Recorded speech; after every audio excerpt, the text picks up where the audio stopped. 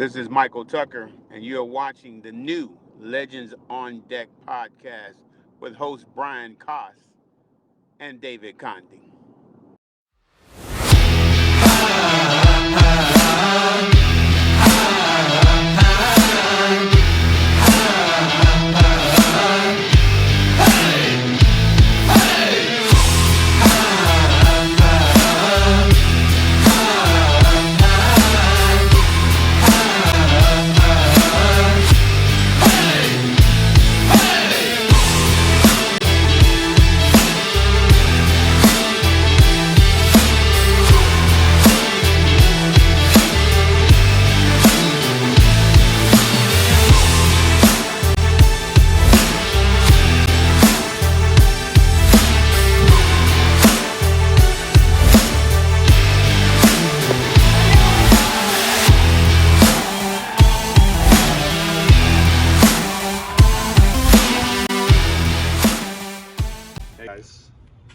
Today, we're going to go over the whole art of pitching. So we're going to go over each form, what place you got to get to, why you get to that place, and how it's going to translate to each throw. So when I'm coming into my, let's say if we go out of the windup, we're stepping back, we're getting to the balance point, and when you lift the leg up, you're not just lifting it straight up. You're lifting it to that back shoulder, so you already have that hip going towards the target. Once that leg is up here, you want to act like your catcher is pulling a string down to your target while you're sitting into that back leg. So we get to this position. Right when we're getting here, our leg is like this. It's not collapsed like this. We're getting in a powerful position. We're not over our knee, but we're on our heel right here. Then once we're getting into the extension, our arms here, our gloves here, or you can have it out here, but I kind of like this as my arm's getting there, so I'd like to do the opposite of what my arm, kind of like mirroring. So if I'm getting here, then we're pushing here, out that back big toe. That's when the heel comes off the ground. So we're going from heel, boom, then we're rotating. The glove is here, arm is here. The foot, as you can see, is right about here. We don't want it too open or else we're opening our hip and we're going to cause over here. So let me go through it again. Leg to the back shoulder, down, here, rotate, and then throw. A lot of times we're told to throw down, and a lot of people have the tendency to throw down here. That's what a lot of people are too wild. When we talk about throwing down, a lot of people want to talk about throwing in front. So if you see a lot of the videos going around now with Cressy Performance, Shred Athletics, any of those big name baseball companies, they always have a box on either side of your throwing arm. So we're trying to release here, right out in front. Out in front doesn't mean here.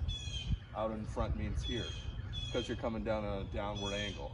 If we release here, we're going to spike it, or it's going to go across because our arm is going too quick, and it's going to be a bad day.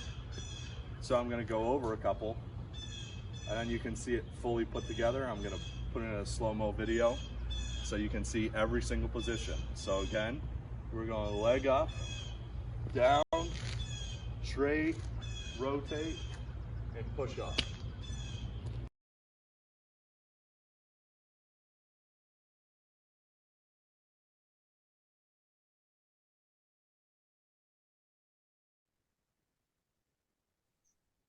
Welcome to episode 43 of the Legends on Deck podcast. I'm Brian Koss, along with co-host David Condi. Today's guest is Jay Palais. Jay played college baseball at Albertus Magnus College in Connecticut and professional baseball in the Atlantic and Frontier Leagues. He now runs a program called The Pitching Process. Jay, welcome to the show. Thank you for having me, guys. It's great. You bet. That's awesome. Hey, one day I always thought that I was going to have a beard that connects. Yeah, that is an awesome looking beard. Seriously, like my buddy Jason Bradford used to pitch for the Mariners and the Mets, and he had this awesome beard, and he would shave it for a week, and it would just grow back. So I literally, I cannot get anything to come here. So I always wanted it, but that's an awesome looking beard. I had to just say that. I appreciate it. Yeah, I've had this since I was like in 5th grade. So this is great. It's great.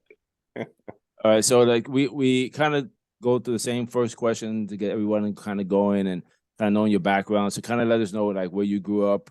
When did your playing days start? What are some of your baseball memories, and then kind of lead us into like when you started going to independent. Sure. So I'm from Connecticut, originally from Farmington, Connecticut. So small town, very rural, right outside of Hartford, Connecticut. I mean, I can't even remember I'd say 5 years old, I started playing baseball. I really got into it. My dad's from Boston, Massachusetts, where I'm actually pretty much in right now. That's where I'm working. I love Massachusetts. I'm all Boston. I've always loved. One of my first memories, right when I started playing, was when the Red Sox won the '04 World Series.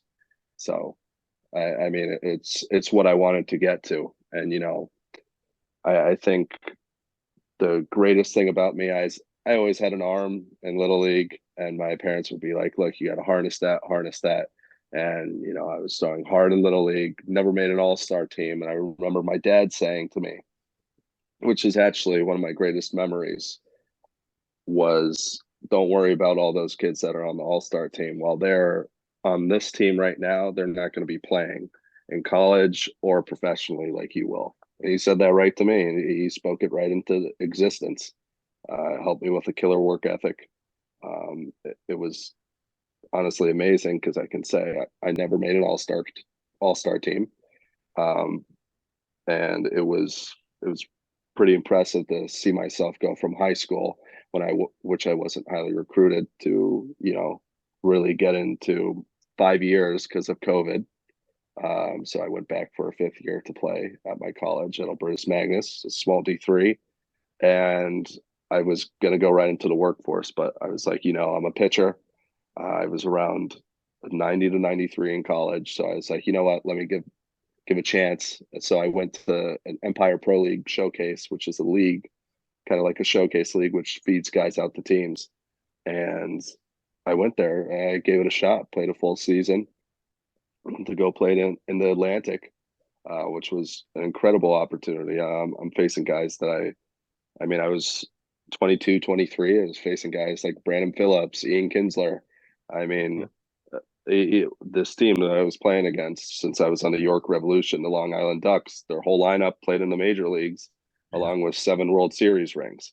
It's like I went from a small Division III school in Connecticut. We weren't the best, we weren't the worst, and to see myself where I got to then, it was just like, it was really nice. It was a great feeling. So let's take it back for a second. Let's go to high school. So you play Little League. Now, Sure. when you a little further back, did you play Babe Ruth, Little League, or Cal Ripken? I did. So I played Little League. Then right after that, it was Babe Ruth. I started playing AAU when I was 15, which was Team Connecticut Baseball and Connecticut Blue Jays, which our team was outstanding. We a couple of my buddies, they're making it right now. They're doing well, like Padres, Dodgers, a bunch of organizations that I'm still talking to, and they're always saying like how great it is to have we're still all close on that team. So it's great to still be around baseball while I'm a little bit out of it. And unfortunately, my last season I got shoulder surgery, so trying to build back up. I still got that itch to play again, so I would like to give it one more shot. So in high school, did you play varsity right away? Did you have to did you go JV? How was that process? So funny enough, I was a much better hitter than pitcher. I could hit the ball mile. In high school, I was around 84, maybe topping 86, 87 as a pitcher, and then I would play center field and first. My coach, very, very strict, kind of treated us like we're in the Army barracks. He goes like, if you're a pitcher, you're not hitting. If you're hitting, you're not pitching. So pretty much always saying the pitchers couldn't hit. Funny enough, he gave me one time to hit. I ended up having 8 RBIs in one game, and that was the only game he let me hit, which I think is, I proved to him that I could hit. I hope he let you hit again after that. Yeah, trust me, he did. Yeah, I had a lot of home runs, man. Yeah. But yeah, it was kind of like going in that direction. Like I said, I wasn't highly recruited. Small D2s, Division threes too. I had a chance to walk on at University of Hartford, but I wanted to play right away. I had so much love for baseball. I wanted to put in the work. And my freshman year, I finally learned what a gym is,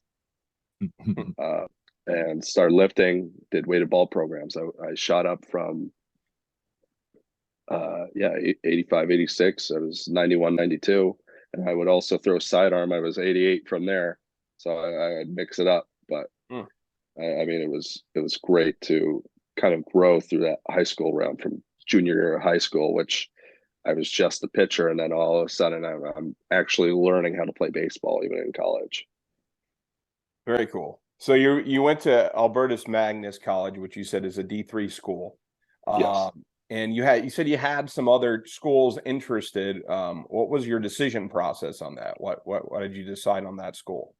Sure. Well, funny enough, I was offered to another school in Massachusetts, and on signing day, they took away that offer. They actually signed another kid over me, which it's classic college baseball. That wasn't just a me thing. Like a lot of kids are promised something, and then the coach sees someone that might be a better prospect, and they give it away. So honestly, I thought I was really going there 100%. We were talking back and forth, and it sucked on signing day. I'm just 18-year-old kid wanting to go somewhere. And my senior year, I really didn't have a place to go. So I had a few Division III teams, and the coach from Albertus Magnus called me. He goes like, "Look, I can promise you'll be the 1 and 2 on my team." I go like, if you come and work here with me, I promise you're going to play. You're going to start as a freshman, and you're going to dominate. And I will help you. I remember he brought me and my dad, and he goes like, "I'll get your son up to the 90s. I promise you that." And I mean, he spoke it into existence. He sold me, sold my dad. My dad was like, out of all the places, this guy really, really wants you. Like he's telling all that he can do. And my dad being a professional athlete himself, not in baseball, but he was like, if you want to put in the right work, this is the work to go to. So that's how I chose that. Well, that makes sense. So it was the opportunity to play and to improve. You may have gone to, if you went to another school, you may have been sitting waiting, through your freshman season. Exactly. You were able to jump right in, and you ultimately, I guess, you got to go where you're wanted, right? Yeah, exactly. I mean, it was kind of like a blessing in disguise. It brought me to another opportunity. So it was obviously the right one, because it got me to where I was and playing in independent baseball. It was nothing I could have ever imagined, because I just wanted to play college baseball, and I gave it a shot. Well, tell us a little bit more about that experience during your year. So you played almost 5. You said because of COVID, you were able to play a 5th year because the season was canceled. Yes. So I was originally going to play that year, but I also got injured my sophomore year. So technically I redshirted, but I was going to come back either way. Yes. Okay. And what did you guys do? Like, what was your experience during that time frame? How did the team do? What kind of improvements did you see in yourself that helped you get to that next level? Sure. I'll say I was more so an individual in high school. I wanted to do my own stuff. I was a stubborn teenager, and I thought I knew everything about baseball, and man, was I wrong. And I'm still learning. It was, going through that, and our freshman class for Albertus was 22 guys. So we were a young team. And I had a feeling that our first couple of years we wouldn't be so good, and the team was okay. Every year before that, like the record wasn't amazing, but the conference was pretty decent. I mean, you go in there, you're playing some pretty good competition, even Division 3. So our junior year, that's when things really started taking off. That was my best year in college. I think I went 5-2, 6-2, and I was really dominating. And I had one bad game, so unfortunately that ruined my ERA, which I was a little bit mad about. But other than that, I helped my team to win. I developed into a leader my senior year. I ended up being the captain my senior year and also my 5th year. And we really bonded. It was a big time kind of bringing all those groups on a team and trying to build like that one team chemistry. Because if you don't have a chemistry on a team and you're just all a bunch of individuals, you're never going to succeed. Yeah, absolutely. What were some of the teams that you played at? What are the colleges you guys played against? So in spring training, we did play other teams, but are you saying just in our conference or just in spring general? training? Yeah. Well, in general, Sure. like what team did you get to face? What guys did you get to go up against? And you kind of felt like, wow, you did well. You had to work on that. You know what I'm saying? Like you faced some back and stuff. So yeah, we would face in spring training a lot of the Penn State branches, and they were all ranked. I mean, pretty much all those kids were the same size as me. Every single hitter was 6'4", 220. I'm like looking at this team, I was like, how in the world are these guys Division 3 right now? And I mean, they're obviously feeding in. It's kind of like the JUCO of Penn State. I mean, there's 3 or 4 of them, and that was the best because we were a team going in there. We weren't ranked. We went in there and we beat them. Like it was shocking. No one expected, the underdogs to actually beat this powerhouse of a team. Sure. But mostly when we were playing in conference and upstate, not in Myrtle Beach or Florida, we would play teams like Eastern Connecticut, which they're always ranked. I mean, they're one of the best Division 3 teams in the country. And I think if not, I'm pretty sure they won last year, the national championship for Division 3. I mean, they always have very good guys. Each pitcher's throwing in the 90s at Division 3. And so we would always have pretty good games with them, and we would want to play up to their competition, not play their game, but also play our game. So we had good hitters. We had good pitching. I mean, we would dominate with like teams like St. Joseph, Maine also had. I mean, each of these teams would have like 20 pitchers, and all of them were dudes at the Division 3 level. So that like Division 2, Division 1, like there's some really, really good players at Division 3 that, might not have the money to pay for Division 1 or might not have the grades to get a scholarship to attend one of those schools. So they come to these leagues and kind of develop and maybe broaden their experience to that. And it's kind of like you can always transfer, especially with now. Like I wish I had in college the transfer portal. I mean, the transfer process was so complicated just 3 years ago. Sure. And now it's just, you can go wherever you want. I mean, it's amazing. It's wide what they have right now. Yeah. But the teams like Eastern Connecticut, St. Joseph, Maine, Western Connecticut, we played a couple teams in New York. We would also scrimmage University of New Haven, which is Division 2, also Bridgeport, Division 2. And then a couple JUCOs too, like UConn Avery Point and Dean College, which they later actually ended up being Division 3. Oh, cool. You mentioned coming to spring training down here in Florida. I'm in Florida, David's in Florida. Did you do Russ Mat down in Central Florida here? Man, we were in Fort Myers. I can't even remember. That was when I was my freshman year. Really? Yeah. What year did you do that? Do you remember? I want to say the year of 16, 17. Oh, wow. And who'd you play against? Do you remember, like, because I'm in Cape Coral, so Fort Myers right across the bridge. Okay, yeah, right. Do you remember where exactly you guys played with that? The baseball the main stadiums, or was it more some parks, like the Magic fields? Both. It was combined, and then same with Myrtle Beach. We would play at like high school fields, and then we played at an actual stadium.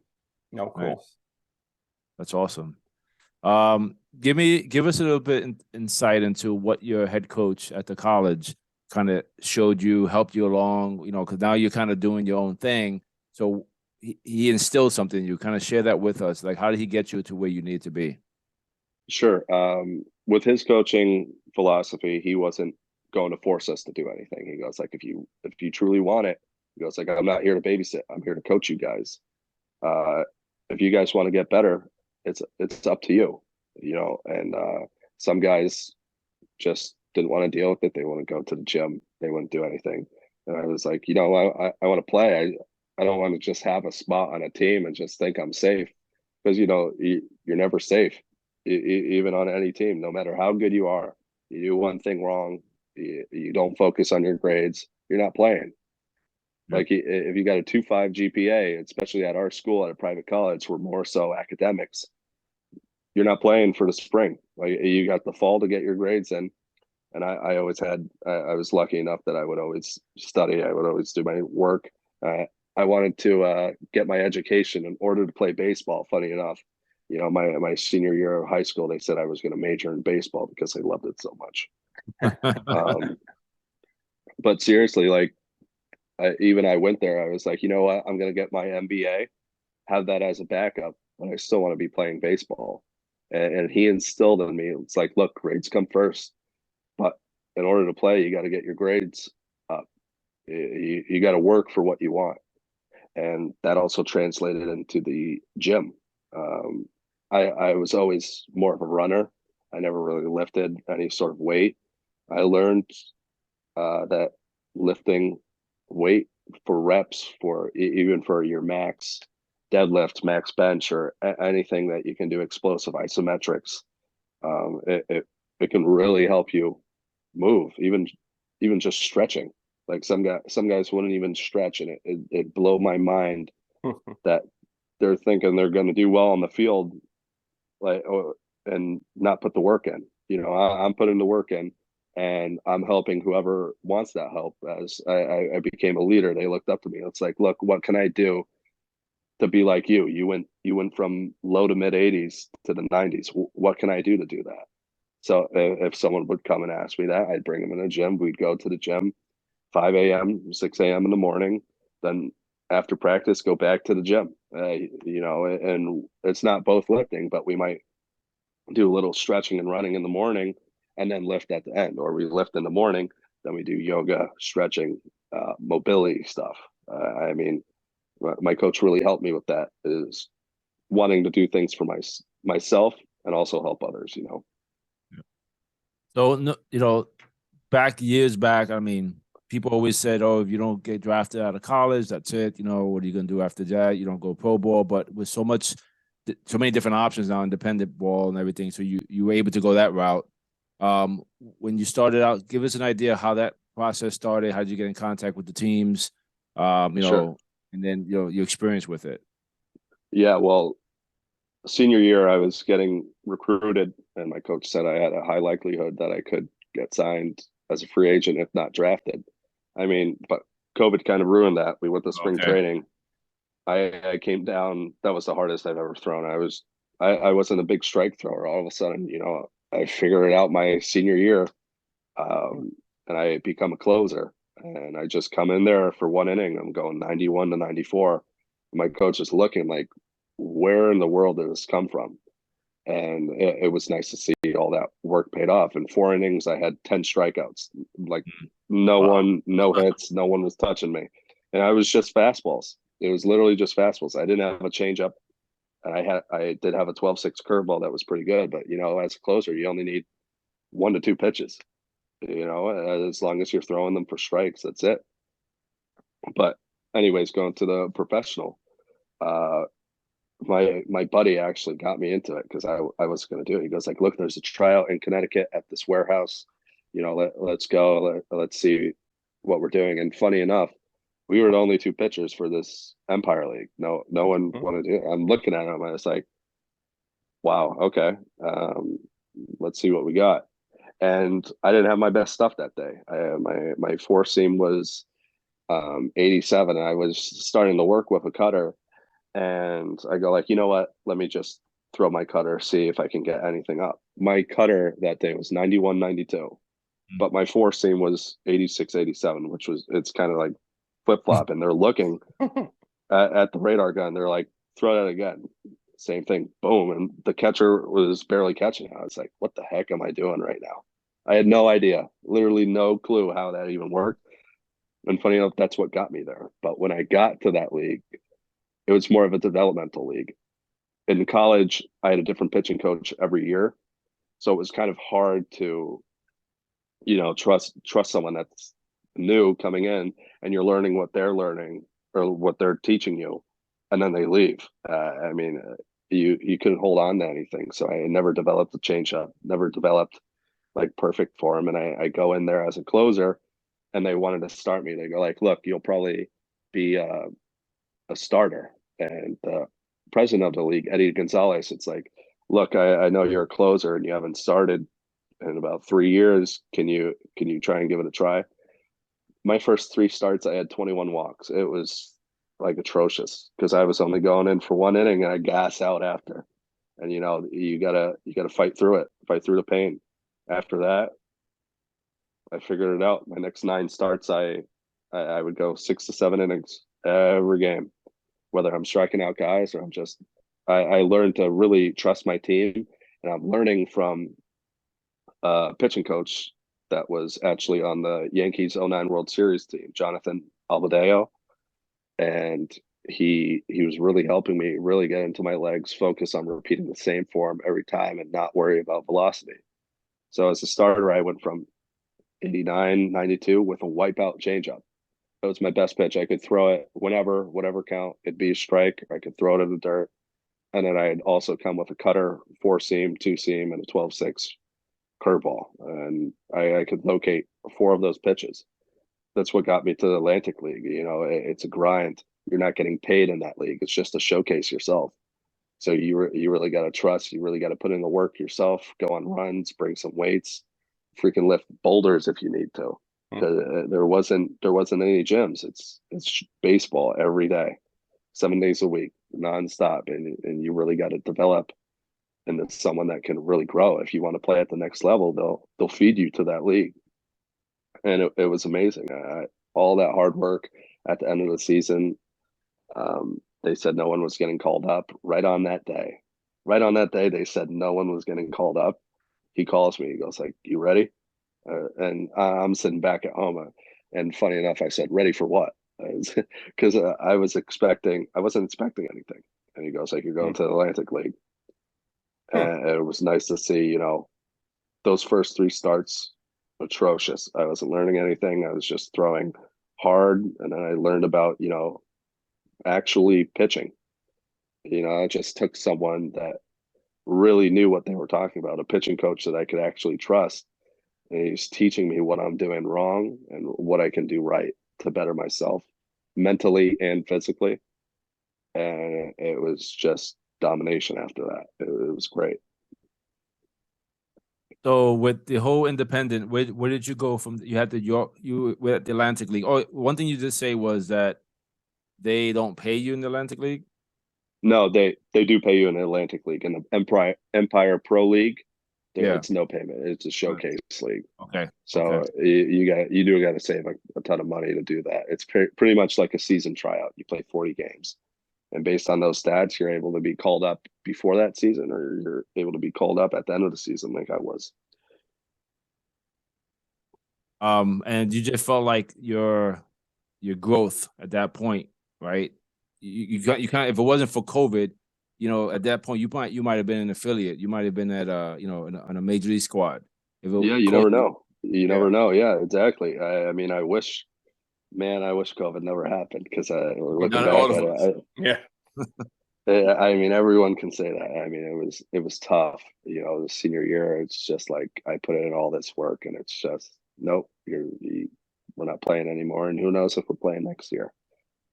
It was tough going through that, and definitely like a mental side of me just didn't even want to go to school anymore. It's like I just wasted all this time, and then it's just being taken away from me like that, and all the other guys I mean, we were family. We were dominating that year. I mean, we had 18 home runs in 8 games. Hmm. I mean, no one.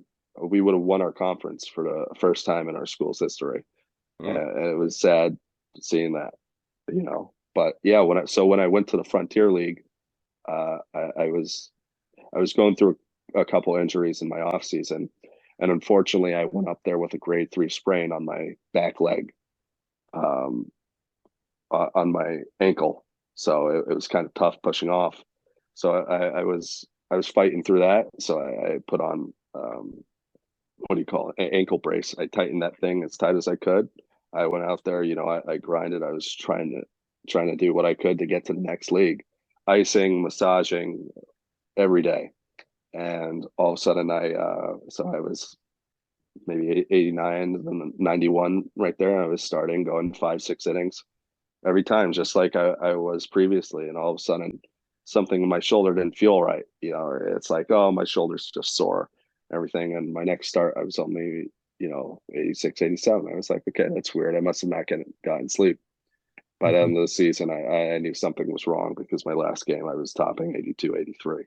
You know, it was tough to see because, like I said, I put in all that work and my body just, you know, wasn't working for me. God wasn't on my side. It was telling me, you know, this might be up. You might have to hang up your cleats.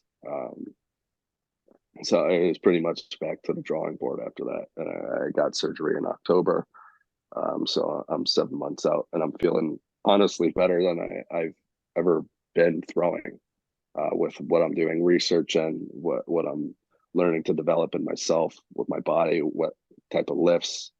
I mean, it was tough going through that, but it also just getting to that level and being able to compete each and every day against guys and having a chance, you know, to get signed to a professional contract and affiliated ball. It meant the world to be given an opportunity there. Yeah, yeah, for sure. So yeah, that's unfortunately that's how so many careers end. You know, there's, you know, we don't even think about, you know, why somebody stopped playing. Most of the time it's injuries. And it seems like that's especially true for pitchers.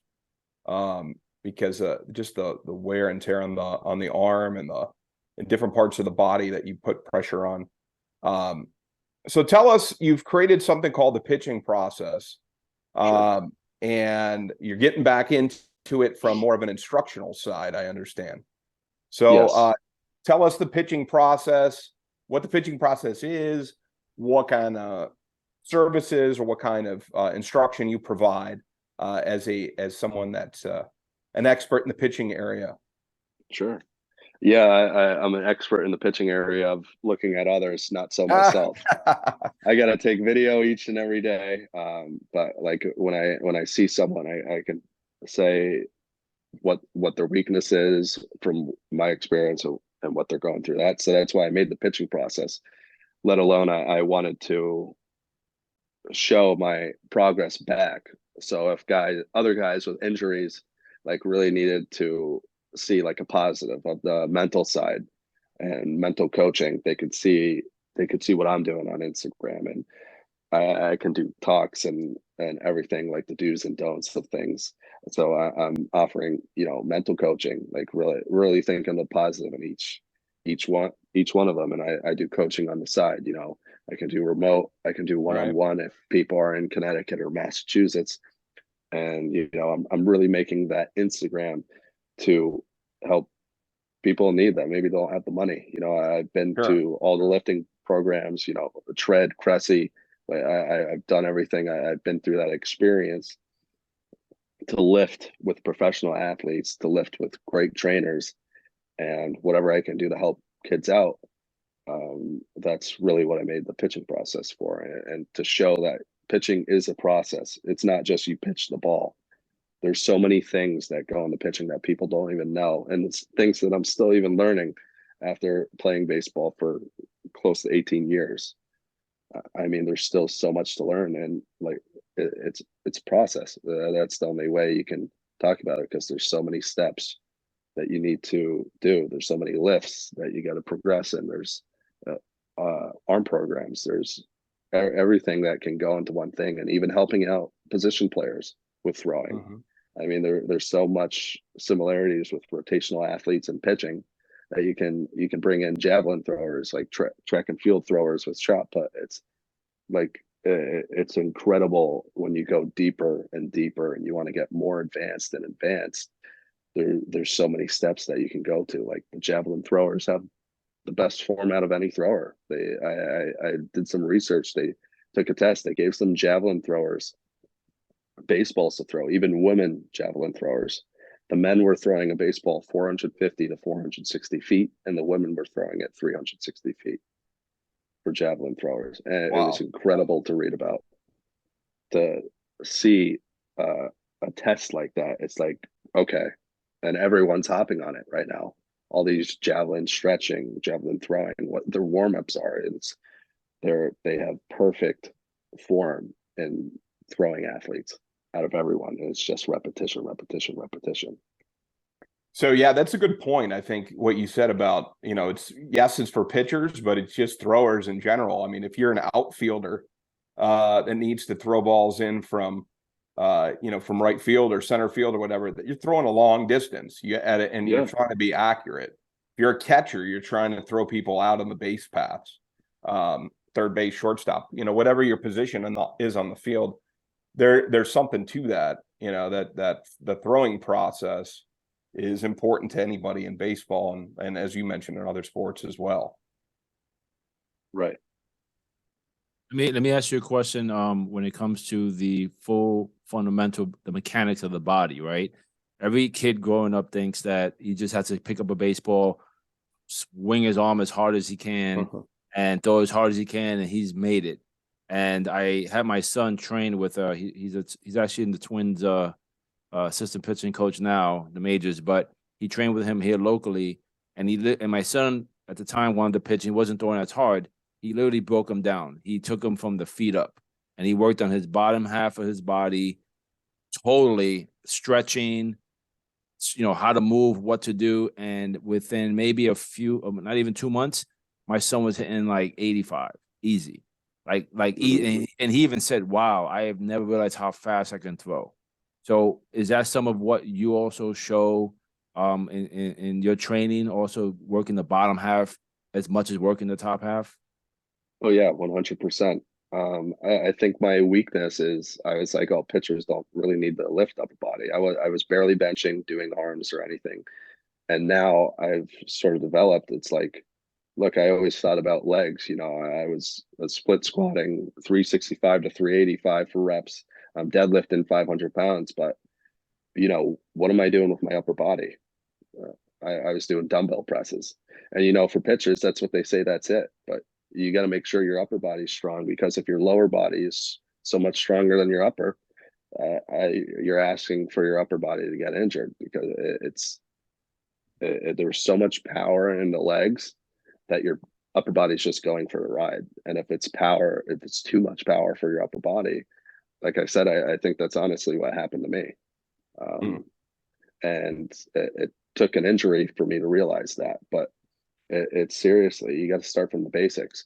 Like if you're not gaining anything and you're going through a lifting program or a throwing program, or even one of the weighted ball programs, and you're not seeing anything, you have to take video. You got to take radar gun every time to see your progress going. It's just like if you're trying to lose weight or gain weight, you got to look at the scale, or else you don't know if you're doing it right. And it's crazy to think about that. There's so many steps, and you got to go back to the basics in anything. No, it makes a lot of sense. It makes a lot of sense because, like you said, it's the video, nowadays is just so helpful. I mean, you can just go back and look at whether you're a pitcher or a hitter, you go back and look at your mechanics, and you can look at all the things you're doing right, all the things you're doing wrong. And it helps point out, and like you said, with social media available, you can offer people some real good advice, without, anything really, right. There's so much information available. You ever think you would pitch again? Or are you done? Oh, 100. Yeah, I'm going to give it a shot if my body will let me. You are? Okay, great. If I get back into the 90s, and that's when I'm also showing on the pitching process. Yeah. If I can get back up there, people with injuries, who says he can't make the majors? Who says he can't make the minors? Yep. It's all in the hands of the person that's doing it. It's all in my hands, whatever I want to choose to do. I Sure. got to find a time for it, obviously, and make time. So if I got to wake up at 5 a.m. in the morning and go do my stuff, I'm going to do that. Yeah. But No, well, that's great. they may need a sequel to that movie, The Rookie, I think it is. Oh, Jim yeah. Morrison. So we may need part two. So That's right. you can That would be do the great. part two But of it. there's so many great stories with guys just going through injuries and, just, 10 years or 13 years in the minors and they're finally getting called up. Everyone wants to be the greatest story, but who says you can't be the next? There's always those coaches. I've had coaches and I hated it because, I never had my dad coach and he would have been the strictest coach ever because he was more so in martial arts, and I developed my discipline through that. But it sucked because I'd have to listen to other dads saying, I wasn't good enough. I'm like, all right, you're saying I'm not good enough. I'm going to show you that I am, and I'm going to be better than your son. And it was,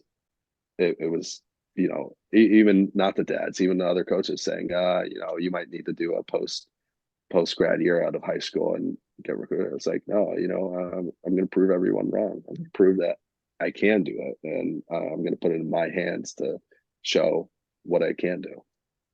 The biggest thing for a kid is when their father's 100% behind them, because it does not make a difference what anyone else says. Mm-hmm. I've always told my kids, you know what, you can accomplish anything you want if you put your heart to it. I had the same incident where I coached my sons and I let my son go to the next level. He was 12 years old and coaches did nothing for him. Actually, he regressed. And he always used to say, Dad, because I don't do daddy ball. I coach everyone. I'm focused on every single kid. And I actually tell the other coaches to focus on my kid while I focus on the other kids. And the one year he said, Dad, I just want you to be back on the field. And that he just took off from there. Just knowing that I supported him 100%. So your dad's support of you got you to where you're at. He might not have coached you on the field. He was already coaching you behind the scenes, that you didn't have to worry about what all those naysayers were saying because they don't know anything.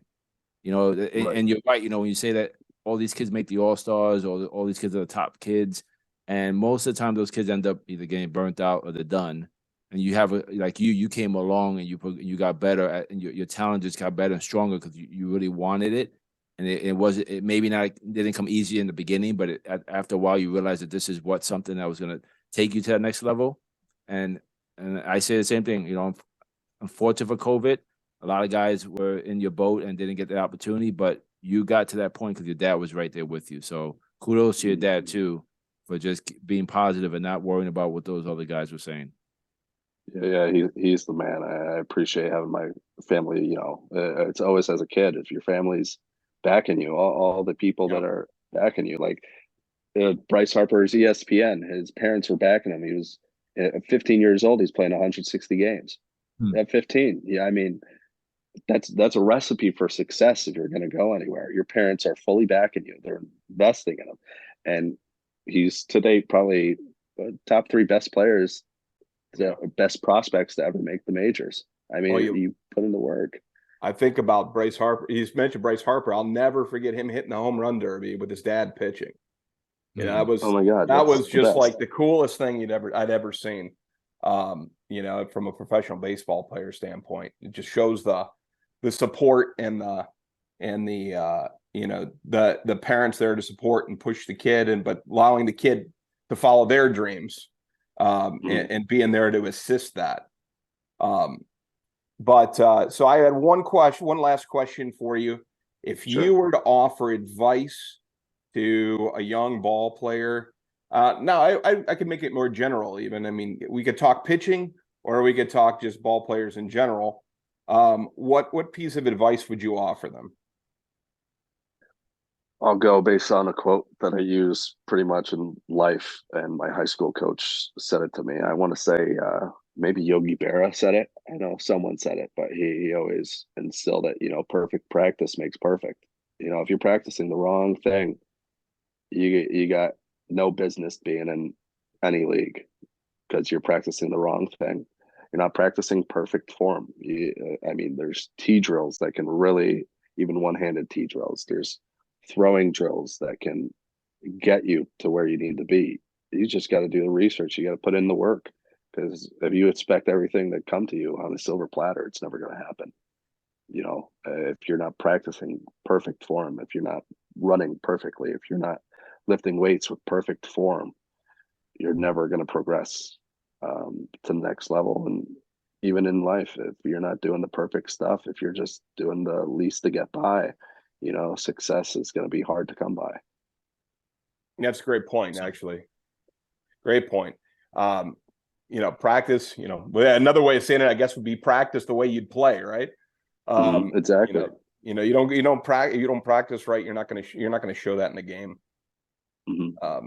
So no, that's awesome advice. And I will tell you this, David and I, we love hearing stories like this, like yours, and we love hearing the determination from somebody like you. Somebody that's grinded it out and is looking to, get back into things, and we can't wish you enough success on that.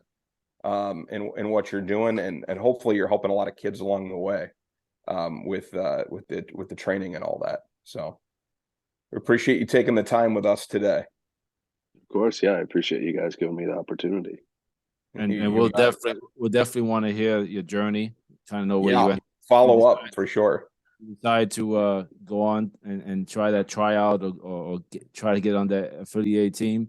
We'll definitely like to chronicle your journey here and let everybody know what you've accomplished, what you're going to accomplish, and where you end up. Yeah, I'll be sure to, if I go to tryouts in Florida again, I'll be sure to reach out. We'll be there. We'll be there with cameras. We're going. Perfect. Yep. Live stream. So David, you want to plug the sponsors real quick? Yeah, just thank you, Easy Mortgage and DC Bat Company, DC3 Bat Company. Sorry, they make custom batting gloves, baseball gloves, and bats. Thank you for allowing us to continue pushing the podcast along. Episode 43. Brian and I had a goal to get to 50. We're almost there, and 2 months early. So, yeah, well, our goal was to get to 20 for staying power, right? That's what we read. If you get to 20, your podcast sticks. So we blew past 20, and we're pushing 50 soon. So I think we're on our way, David. Yes, we are. And it's great to tell stories like Jay's. Exactly. And one last plug, just merch shop. Brian has a hat for the podcast, official logo. I have a shirt that I created, just kind of Legends on Deck with the stripes. And we have some other logos there that we created on the merch page. So anyone who wants to wear the Legends on Deck, go out there and get yourself a shirt or a hat, or we have a bunch of stuff on there. I think even a shirt for your teddy bear. So yeah, yeah, get your teddy bear a shirt too. That's great. That's right. All right. Well, that's episode 43 with Jay Palais. Thank you for joining us, sir. Thank you for having me. Thank you.